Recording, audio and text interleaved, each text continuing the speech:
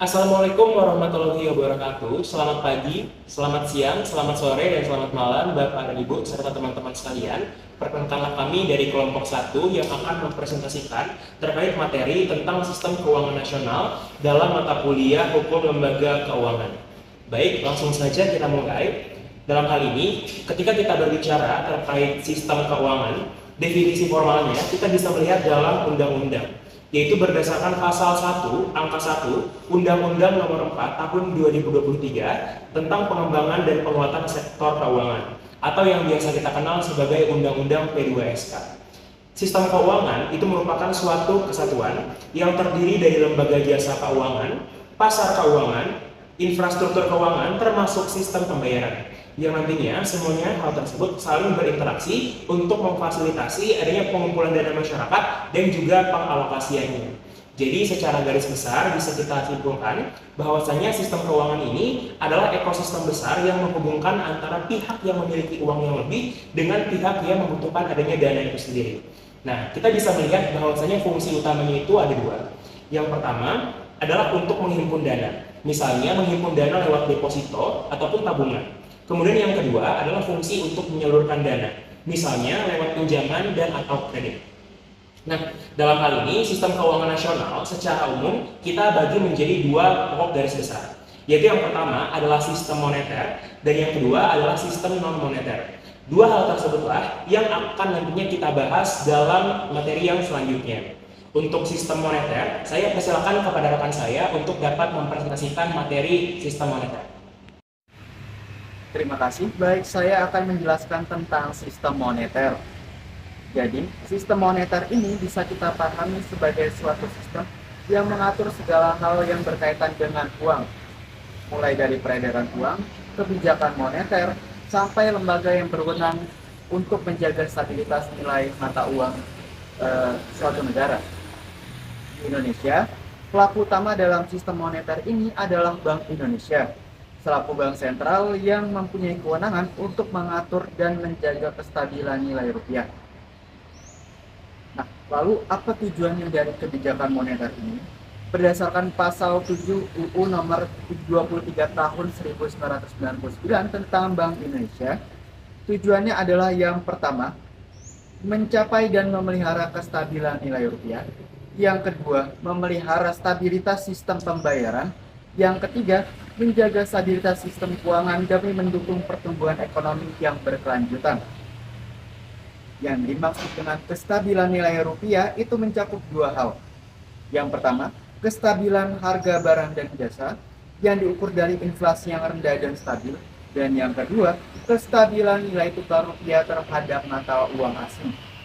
Untuk mencapai tujuan itu, Bank Indonesia menggunakan kerangka kebijakan yang disebut sebagai Inflation Targeting Network atau ITF yang mulai diterapkan sejak 1 Juli 2005. Sekarang kita bahas jenis kebijakan ini. Ada dua kebijakan dalam moneter. Yang pertama adalah kebijakan ekspansif, yang kedua adalah kebijakan kontraktif. Kebijakan ekspansif atau monetary easing itu tujuannya menambah jumlah uang yang beredar supaya bisa mendorong pertumbuhan ekonomi.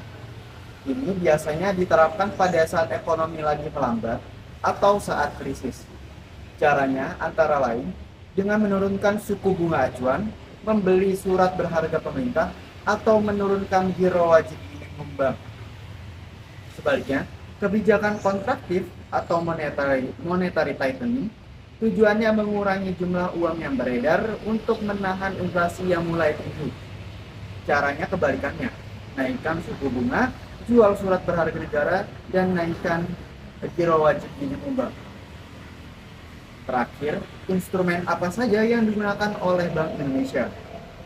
Yang pertama, itu adalah suku bunga acuan atau BI 7-day repo rate. Yang kedua adalah operasi pasar terbuka, yang mana BI bisa beli atau jual surat berharga untuk mengatur uang yang beredar. Dan yang ketiga itu adalah giro wajib minimum, persentase dana yang wajib disimpan oleh bank-bank yang beroperasi di Indonesia. Dan yang keempat, intervensi nilai tukar. BI bisa masuk ke pasar falas untuk menjaga stabilitas nilai rupiah.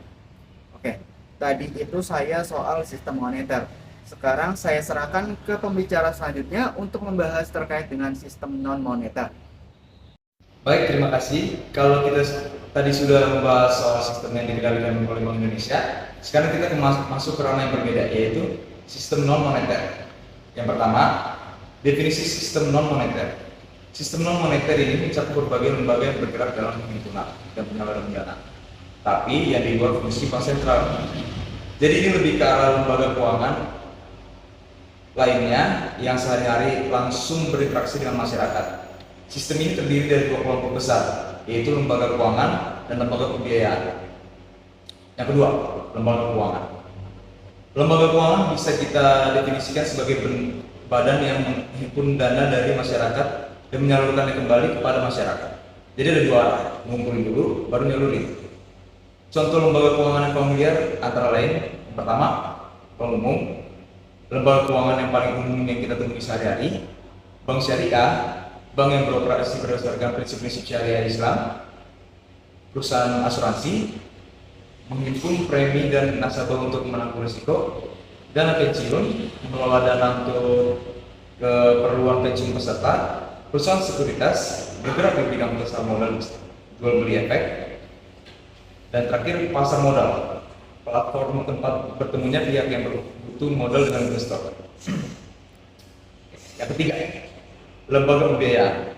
Nah, berbeda dengan lembaga keuangan, lembaga pembiayaan ini menyediakan pembiayaan tanpa menghimpun dana secara langsung dari masyarakat dalam bentuk simpanan. Artinya, mereka nggak menerima tabungan atau deposito dari masyarakat, tapi mereka tetap bisa nyalurin dana untuk kebutuhan pembiayaan tertentu.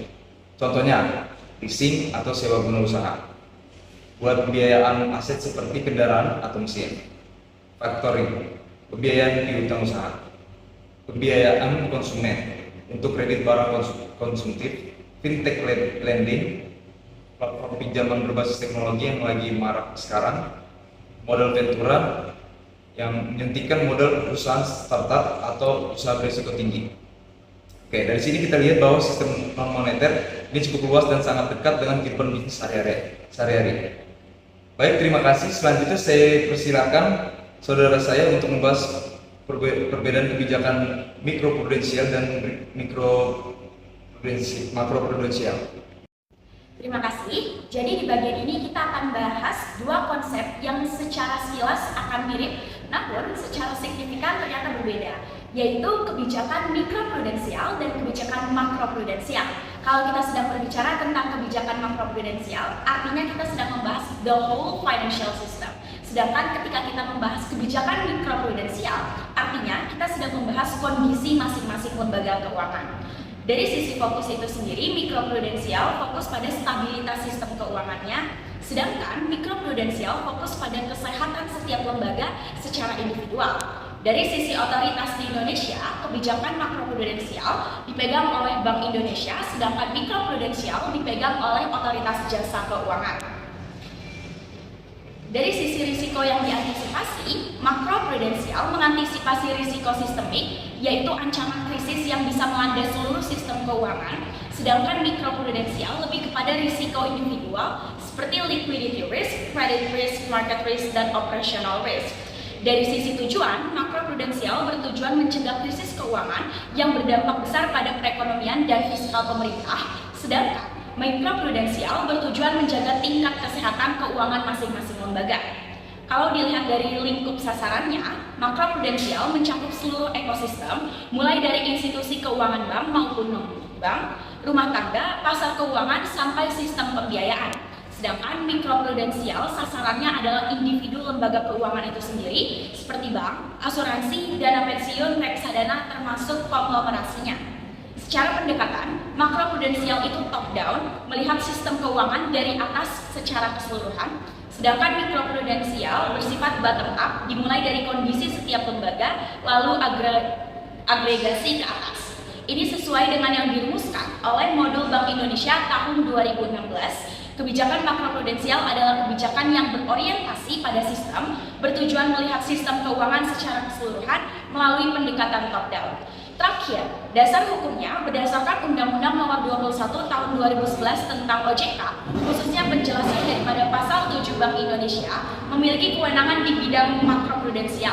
Ini didasari oleh posisi bank sentral yang memiliki akses informasi dan instrumen yang dibutuhkan untuk melihat risiko sistemik. Sementara OJK itu sendiri berdasarkan pasal yang sama menjalankan pengaturan dan pengawasan mikroprudensial, mulai dari kelembagaan bank, kesehatan bank, aspek kehati-hatian, sampai pemeriksaan bank secara individual.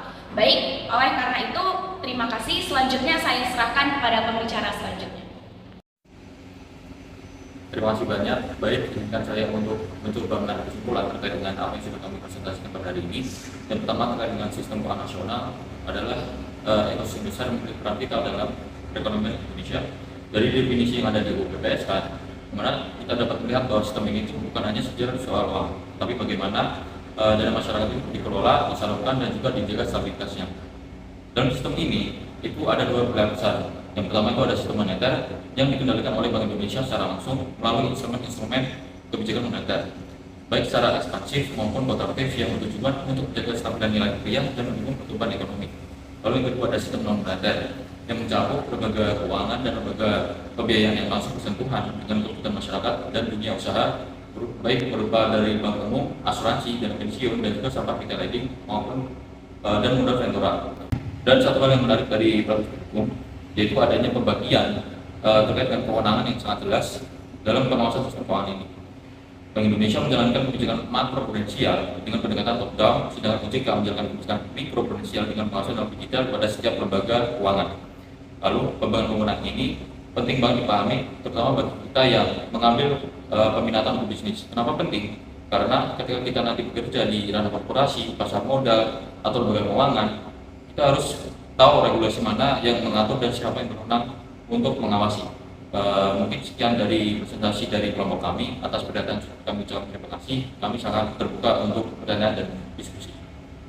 Sekian presentasi dari kelompok 1, kurang lebihnya kami memohon maaf. Wassalamualaikum warahmatullahi wabarakatuh. Salam sejahtera bagi kita semua.